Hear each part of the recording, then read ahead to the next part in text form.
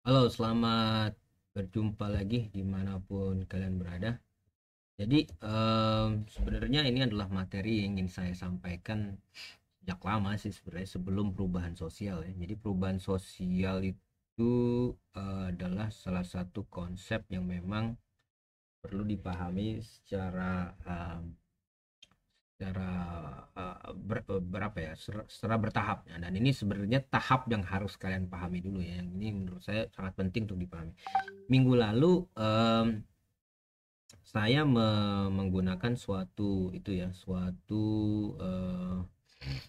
eh, suatu acuan filsafat. Jadi bahwa kalau misalkan di masa depan orang itu memang pada dasarnya harus belajar ya. Alvin Toffler mengatakan kita harus belajar kembali dan menghapuskan semua yang kita pahami, dan demikian kita mau beradaptasi perubahan sosial itu seperti itu. Dan ke depan saya akan mengajarkan sesuatu hal yang lebih penting lagi, itulah difusi. Itu udah selesai, difusi inovasi sudah selesai. Nah, yang paling penting menurut saya adalah bagaimana kemudian difusi inovasi itu berkembang di sekarang ini ya.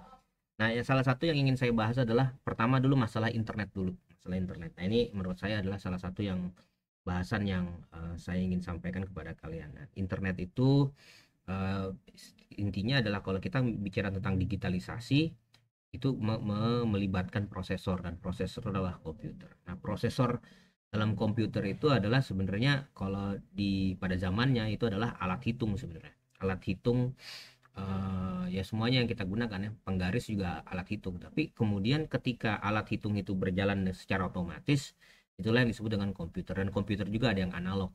Komputer ini dibuat untuk menentukan kalender sebenarnya. Ini juga komputer-komputer lain ya. Makanya salah satu perusahaan komputer yang terlama itu IBM sebenarnya adalah mereka menjual alat bisnis. Makanya IBM itu adalah International Business Machine. Jadi intinya adalah komputer itu digunakan untuk berhitung sih sebenarnya, menghitung.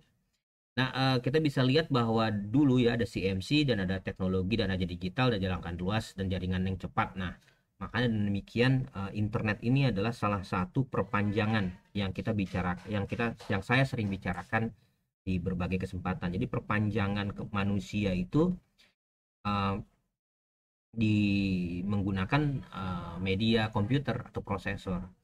Nah, hakikat komputer digital adalah meringkas perangkat ya, yaitu alat hitung yang saya katakan tadi, yang mereka menggunakan bahasa komputer. Ini adalah komunikasi simbolik. Jadi komunikasi melalui komputer itu dikenal dengan computer mediated communication. Jadi komunikasi dengan bermediasi komputer. Ini adalah contoh beberapa komputer waktu di zamannya 60-an. Jadi komputer ini memang sangat besar ya, ukuran seperti ini, dan ini kemampuannya sangat kecil.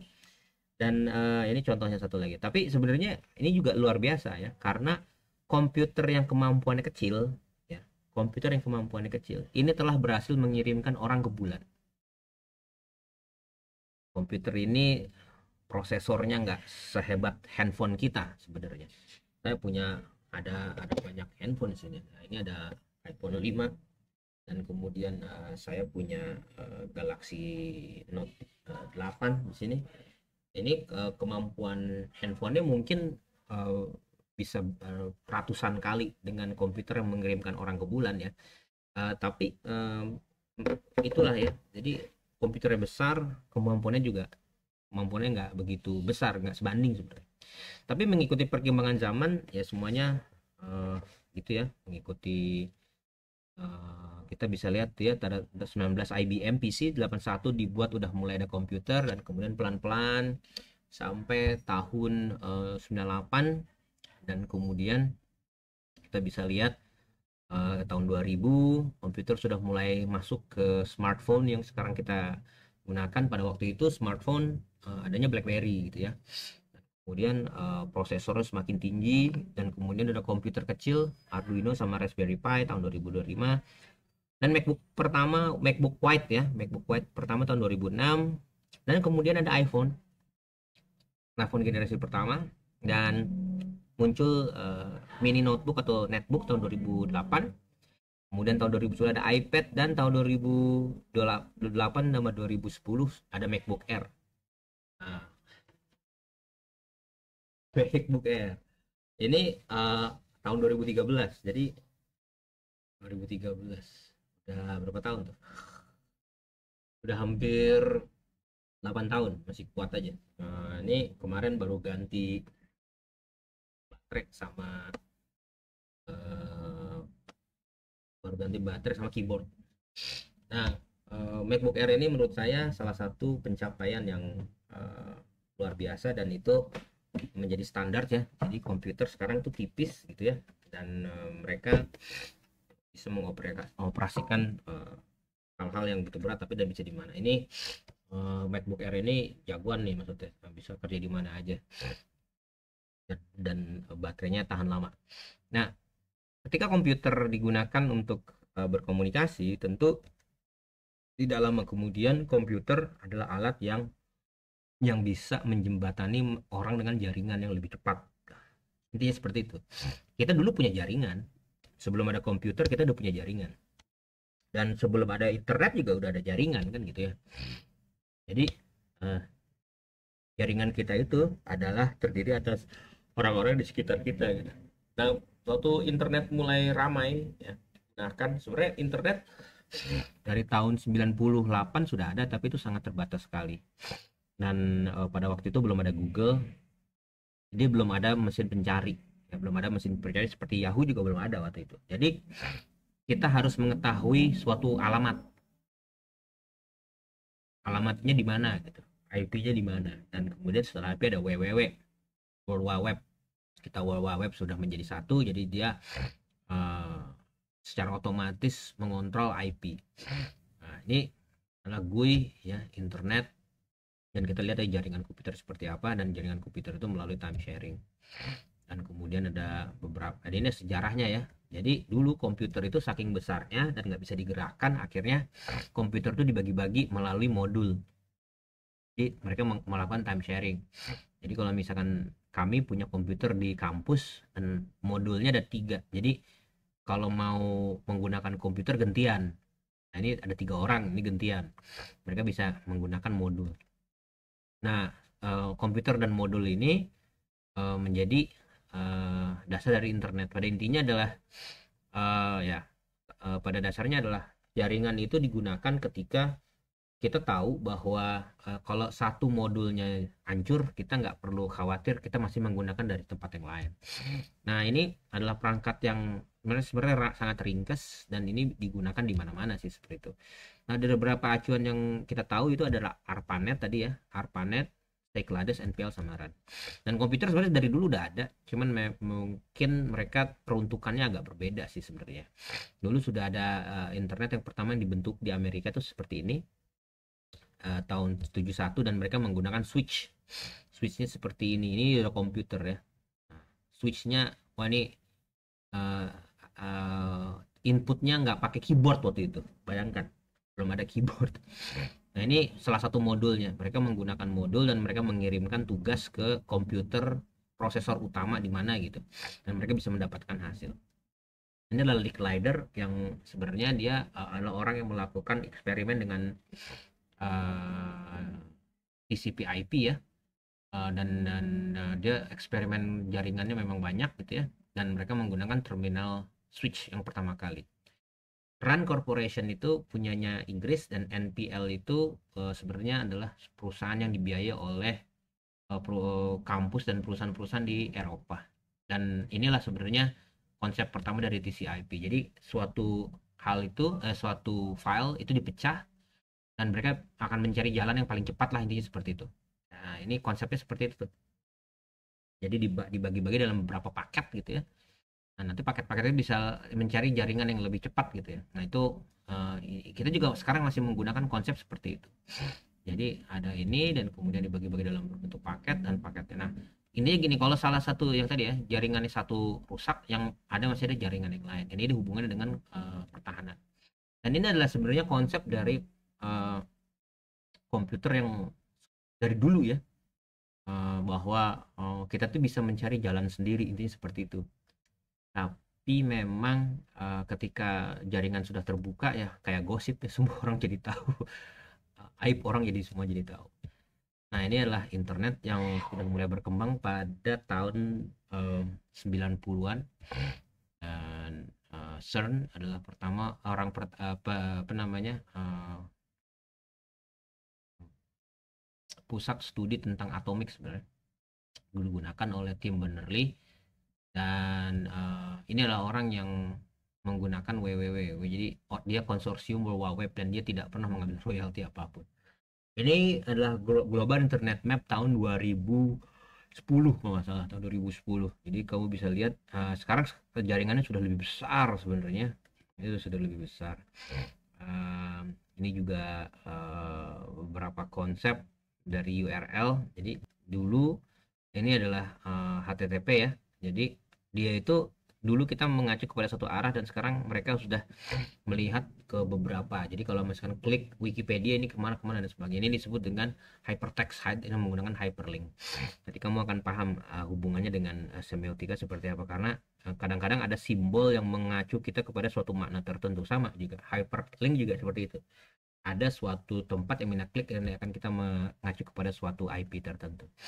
Dan URL ini yang pada intinya adalah mereka menggunakan IP, dan IP-nya itu menjadi satu uniform seperti itu. Nah, ini web browsernya juga rame dari web 2.0 web, dan sekarang udah nggak diperhatiin lagi ya. Sekarang udah web berapa saya tidak tahu. Sekarang kalian antara menggunakan Safari atau Chrome. Nah, ini tahun 2010 juga. Jadi kalian bisa lihat ya, internet ini seperti ini keadaannya. Jadi yang paling banyak berngobrol tuh Eropa sama Amerika sih. Indonesia sebenarnya nggak begitu banyak ya waktu itu, tapi sekarang kayaknya udah mulai ramai. Ini Indonesia nih, ini Indonesia, dan yang paling banyak di Jepang. Dan sekarang ini kita sebenarnya sudah masuk dengan konsep yang berbaur dengan itu ya, dengan IoT. IoT ini adalah salah satu hal yang memang berkenaan dengan cyber media, karena IoT ini mengubah dunia yang dimana penyembatannya adalah internet yang sebenarnya kita menggunakan otomasi sebenarnya, dan itu adalah menggunakan sensor. IoT ini salah satunya yang kita bisa lihat adalah foto yang merekam segala kegiatan di jalan tuh, yang motretin, dan sehingga nanti ada kayak e-tilang kan, itu salah satu konsep IoT itu. Jadi udah ada sensor, jadi nanti ke depan hal-hal yang seperti itu udah dikerjakan oleh komputer gitu ya. Nah, sebenarnya IoT ini tidak hanya kemudian menjadi otomasi, tapi juga memperluas konektivitas dan lebih ke arah imersif, dan kalau dalam bahasa kita sehari adalah remote control seperti itu. IoT ini menggunakan internet, dan internet itu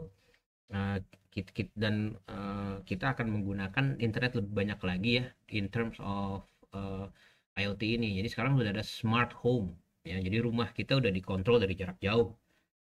Itu adalah jasa-jasa yang sudah itu kan ya, jasa-jasa yang sudah ditawarkan oleh beberapa provider. Contohnya kawan saya punya cafe di Kemang gitu ya. Terus pada waktu itu saya datang dan saya bilang, namanya Ririn kan, pemiliknya Ririn kesini nggak gitu. Dan masnya dia bilang, oh mas ini ya Mas Jaki ya katanya. Sebentar mas katanya, Mas Ririn, Ibu Ririn mau ngobrol katanya. Saya bilang pakai apa, ternyata nggak pakai ngobrol, pakai intercom. Jadi intercomnya dipencet itu langsung ke koneksi ke rumahnya dia. Jadi walaupun kawan saya Ririn punya kafe gitu ya, dia nggak harus ke kantor, ke kafe tiap hari. Jadi dia cukup naruh CCTV aja yang banyak. Jadi dia duduk, dia bisa lihat gitu. Kan nomor ini kayaknya nggak di lap atau gimana gitu. Jadi dia pakai intercom. Nah, jaraknya kafe sama dia itu kira-kira sekitar 2 jam. Jadi kafenya di Antasari, rumah dia di Panglima Polim. Ya sekitar 2-3 kilo gitu. Jadi apa-apa tuh dikontrol langsung menggunakan intercom sama CCTV gitu. Dan dia bilang, iya Jak, katanya gue udah ngeliat lo dari tadi sebenarnya, dan ya ternyata lo ngobrol sama itu dan kita bisa ngobrol pakai intercom. Jadi intercom tuh kayak internet juga sih, tapi dia interface-nya lebih gampang dipakai gitu. Dan itu bisa langsung berkomunikasi dengan pelayannya pada waktu itu. Jadi Itu contoh bagaimana internet membantu dan itu sebenarnya udah diterapkan di mana-mana sih seperti itu. Nah, internet dengan IoT ini sebenarnya kita akan menggunakan jaringan tapi di mana kita menggunakan otomasi sih sebenarnya. Otomasi itu adalah Internet of Things. Jadi of things itu seperti apa? Nah, tapi ya itu dia diartikan sebagai tindakan atau pekerjaan. Nah, Internet of Things adalah memanfaatkan argumentasi pemrograman ya. Dan di situ kita bisa menggunakan banyak logika gitu, logika bahasa komputer yang kemudian sensornya itu bisa dimasukin ke modul-modul kecil tadi. Nah, modul-modul kecil tadi ini juga komputer, tapi komputer-komputer kecil. Nah, emang ribet deh kalau misalnya dipikirkan, oh setiap modul, setiap sensor ada komputer. Tapi sekarang sudah ada komputer kecil kan, Raspberry Pi atau Arduino. Dan ini digunakan dan ini bisa dikontrol dengan menggunakan apps. Nah, sekarang kita lihat contoh IoT apa. Ini salah satu Google Home yang dikenal dengan Smart Home. Jadi kita bisa mengendalikan semua dari jauh tuh, masalah listrik, air, pemadaman ya, pemadaman apa tuh? Pemadaman ya listrik juga, CCTV dan sebagainya. Kedua, nah itu tadi yang dilakukan oleh teman saya itu Ririn, dia punya kafe gitu ya. Jadi dia bisa ngelihat apa yang terjadi tanpa harus dia ke tempatnya gitu, tempat itu. Dan itu bisa dilihat di handphone ya. Mau intercomnya juga bisa terkonek ke handphone ya. Misalkan hari ini ada kiriman apa gitu ya. Lancar semua lancar gini apa lo perlu apa dan sebagainya itu dilakukan oleh handphone aja mulai sekarang seperti itu dan itu aplikasinya khusus ya, aplikasinya sudah ada dan itu khusus. Ini juga contoh adalah monitor transportasi itu bisa jadi ke depan nanti tidak lagi menggunakan supir, memang ada orang yang bertanggung jawab gitu ya di situ tapi mereka akan menggunakan interaksi yang lebih cepat gitu ya. Jadi kemarin kan ada kabar bahwa ternyata banyak kecelakaan di Transjakarta dan ternyata banyak yang menganalisis bahwa ternyata bisa jadi supirnya kecapean. IoT bisa mengontrol, bisa ngecek tuh, misalkan ada orang udah sempoyongan gitu, dan itu sempoyongannya itu udah terdeteksi dengan kamera, jadi itu bisa dicek langsung. Itu adalah contoh dari IoT aja, otomasinya sudah ada dan itu bisa langsung terkoneksi ke semuanya lebih cepat gitu ya. Jadi kita tidak mengandalkan WhatsApp lagi atau yang lain gitu ya. Jadi kita udah mengandalkan koneksi-koneksi ini lebih cepat. Kedepan ini akan menjadi suatu tren karena kita udah mulai mengandalkan komputer untuk melakukan pekerjaan kita dari rumah. Nah, ini contoh IoT yang tadi yang makanya dengan smart home ya. Bisa dengan digital manage service dan itu bisa digunakan dengan handphone kalian dan itu jasanya sudah banyak ya, Google Home, dan bahkan nanti itu katanya sudah akan ada namanya smart village. Jadi smart village itu semua hal kayak bertani, budidaya ikan yang akan dilakukan secara otomatis gitu. Ini luar biasa dan ini juga di perusahaan juga sudah mulai ada ya, menghitung aset, memantau alur kerja, memonitor absensi pegawai. Jadi kita bisa lihat langsung di situ dan kita bisa tahu nih pegawai ini lagi di mana dan sebagainya. Nah, otomatis ya sensor-sensor ini tinggal disebar aja di seluruh tempat gitu ya. Dan kalian bisa memantau segala hal yang terjadi di satu kota misalkan. Jadi ini yang disebut dengan smart pole ya. Smart pole ini adalah indikator-indikator dan kita nggak bicara cuman keadaan, bisa banjir, bisa lalu lintas, bisa misalkan apa aja ya, bisa kerumunan orang, misalkan ada banyak kerumunan ya bisa dites, kecelakaan. Jadi semua dikontrol melalui smart pole ini dan smart pole ini bisa disebar di mana aja dan menurut saya ini adalah masa depan dari IoT dan internet sebenarnya. Bagaimana kita sudah mulai mengandalkan prosesor-prosesor yang dipecah yang lebih kecil yang mana itu akan menjadi suatu sensor di mana kita bisa mengendalikan dari jarak jauh. Dan ini sebenarnya sudah konsep yang sudah lama ya dan ada banyak film yang membahas ini ya, kayak hacking, ada mirror, misalkan kita kerja di sini tapi seolah-olah ada dua kantor dan kantor yang itu adalah sebenarnya mirror kantor kita. Jadi kita bisa hadir di mana aja dan menurut saya ini adalah konsep yang lebih menarik karena masih menggunakan realita dan ini disebut dengan immersive. Ya semua otomatis sensor memberikan data dan kita bisa mengendalikan ya dan ini adalah yang disebut dengan otonomi ya. Otomasi ini adalah revolusi 4.0 dan ini efeknya seperti apa. Nah, otomasi ini kan menyebabkan kebanjiran data, jadi orang bisa melihat data yang lebih besar, kita juga bisa mengendalikan jarak lebih jauh, pengendalian juga bisa dilakukan secara terpusat dan otomasi mulai menambah berbagai aspek hidup masyarakat dan apa kita mulai termonitor. Jadi orang itu nggak enak juga sih diawasin terus itu. Jadi kayak di London itu sudah London itu adalah suatu kota yang CCTV-nya itu hampir hampir sama dengan jumlahnya populasi di sana. Coba bayangkan. Jadi di sana kayaknya aman gitu ya. Jadi orang mau ngapain aja itu akan tertangkap dengan CCTV. Ini adalah salah satu, nanti kalian bisa lihat, saya akan berikan YouTube-nya, jadi kamu akan tahu cara kerja IoT seperti apa. Oke, ini adalah pertanyaannya yang akan saya kasihkan, dan ini menurut saya harus dijawab, yang kemudian akan menjadi bukti kehadiran Anda. Mungkin itu aja yang bisa saya sampaikan. Terima kasih atas perhatiannya. Semoga kalian dalam keadaan baik semua. Sampai jumpa dalam pertemuan selanjutnya. Assalamualaikum.